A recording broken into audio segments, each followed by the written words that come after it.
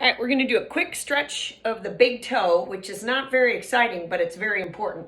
So you want 1 foot behind the foot that you're gonna stretch because you don't wanna put a ton of pressure on it.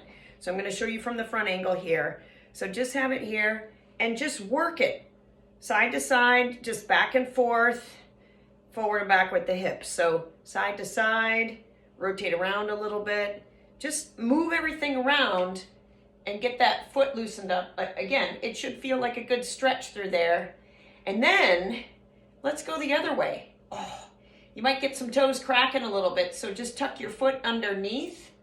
Okay, so same thing here, tuck it under it. And this should be a big stretch to all the tendons on the top of the foot, which again, we just don't think about toe maintenance, right? It's not the most sexy thing, but it is super important.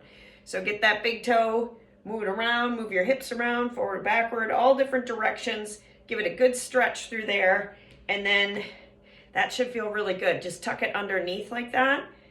You get the toes to kind of crack a little, and then you go a little bit further. Oh, I want to make sure you can see that. And then get the top of the foot to stretch as well.